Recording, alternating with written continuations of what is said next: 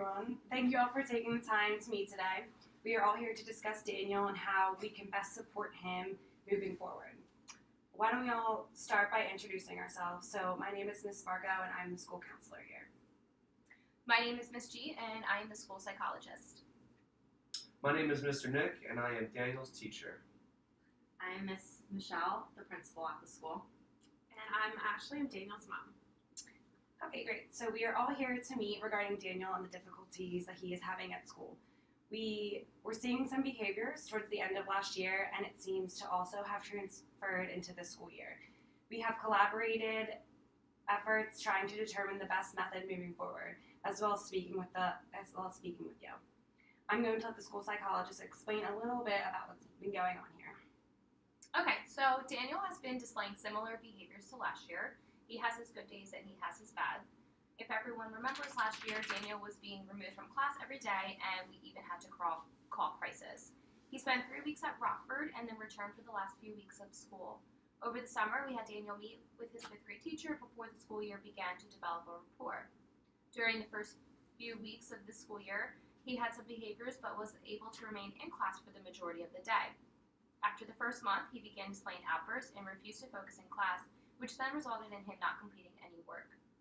In addition, he has received several referrals, including the most recent event that happened when he refused to attend class. He began throwing chairs or items that were near him and even hit me once.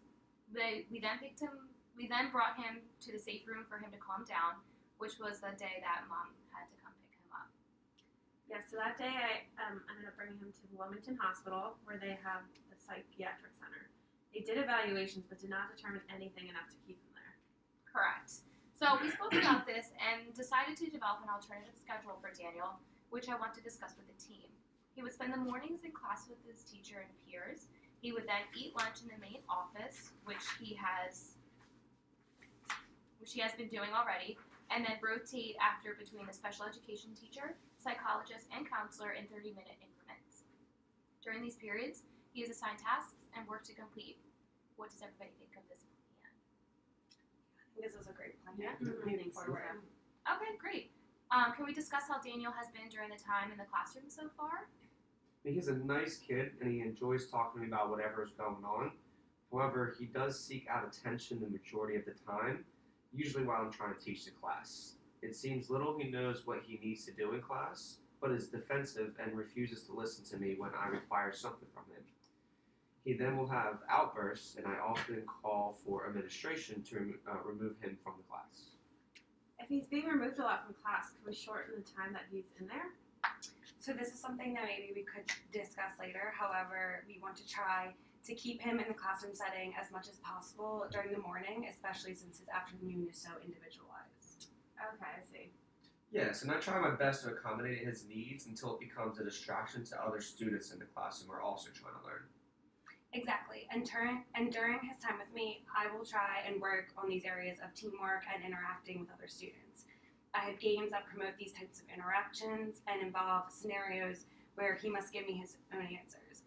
It includes areas of working with others, impulses, reactions, and things like that.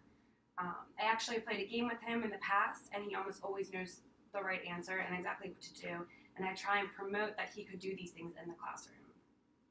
He really is a good kid, and we have so much support from our staff to try and make this an environment where he can succeed. However, his academics are suffering because he's refusing to complete majority of his work. He wants to pick and choose what he can do or whom he can spend time with, and that's just not the case for a school setting. Are there any other behaviors that you are seeing from him at home? I'm not completely surprised by these behaviors. He displays a lot of similarity to these at home, especially with the defiance. He really just wants to be able to choose what he can do. I also have difficulty with him completing any homework at the house. He never wants to do any work or allow me to help him with any of it. So this all sounds familiar to what we are seeing here at the school. Can I ask what your response is when he displays this type of behavior at home? Well, I usually just let him have whatever he wants and tend to give in because I don't want him to get more upset. I understand it is hard, and I know we have spoken before, and you said that he doesn't see any outside counseling. Is that correct? That is correct. I have been thinking about finding someone he could go see, but I just don't even know where to begin. So I have a ton of resources that are actually on the school website under the Counselor's Corner section. I can even email them to you if you would like. I have a whole list of counselors and organizations that I have referred people to in the past, and it has really helped them. In addition, I also can send you some resources on techniques and methods to use with Daniel at the house. I think that would be especially great. Great that we have a balance between school and home to make sure we are instilling the idea that there are consequences for his behavior. Yeah, if you could email them to me, that would be great. Okay, I will do that right after the meeting. And since this is Daniel's last year at the school before middle school, I want to be able to determine what works best for him. That way, these things can be applied moving forward and set him up for success in the future. I agree. I think outside therapy would be great for Daniel, and I also have noticed some differences depending on who drops him off at school in the morning. Yeah, Daniel usually does not want to leave if I'm the one dropping him off. There are days where his dad takes him, and even times that our neighbor has dropped him off. I agree Daniel is very violent and defensive on days that you have dropped him off and usually refuses to go to class at all on those days. Is there a way we could set it up permanently that someone else is dropping him off in the morning? It might be a little tough, but I think we might be able to work something out. If you think it would be best for Dan moving forward, then I can probably make it happen. I think this would be a good step moving forward, and I think between the alternative schedule and the outside therapy and the new drop-off method, we can implement these new things and follow up at the end of the marking period to see what happens.